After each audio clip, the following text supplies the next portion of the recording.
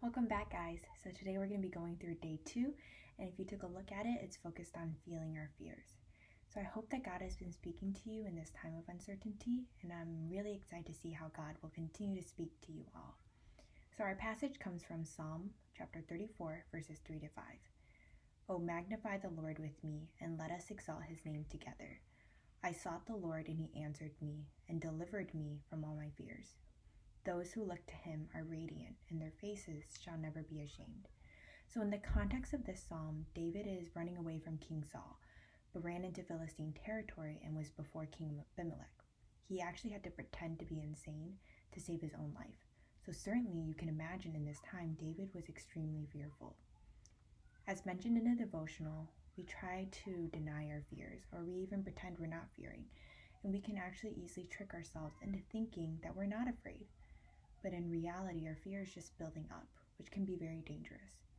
So to avoid the buildup of fear in our lives, let's be honest with our fears and with ourselves, because until we recognize our fears, we won't ask God for help. Being honest with ourselves is the first step to dealing with our fears. However, facing our fears is hard. It's not easy at all, but the good news is that we're not doing it alone.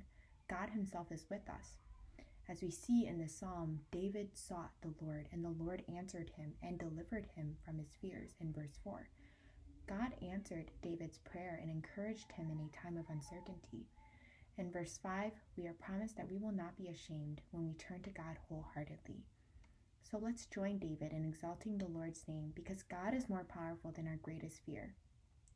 I once heard from a speaker that even at our best, Satan is not afraid of us. But Satan is terrified of the living God, and that is the living God that we call upon for help in prayer. So let's bring our fears before God, because God calls us to cast all of our anxieties on him because he cares for us in 1 Peter 5:7. So here are just some reflection questions that you guys can be thinking about. What are you fearful of? And what are some ways to help you overcome the fears? So for me personally, I'm afraid of the unknown and not being in control. Throughout my life, God has been teaching me to trust in him and to surrender to him because he is trustworthy and he is in control.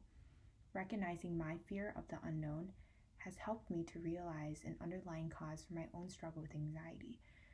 Being honest with my fear has actually led me to pray more and to read the Bible more, because I know that even though I don't know what will happen in the future or even tomorrow, God knows, and he is a God that I pray to. So I really want to encourage you guys to spend some time in prayer, whether that be today or sometime this weekend, and ask God to show you the fears that you have been hiding. I am praying with you guys that God would give us the courage to face our fears and to be honest with God.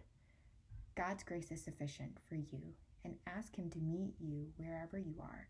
So may we cry out to God and exalt his name together. Thanks for watching this video, and I hope you guys are staying safe and have a great weekend.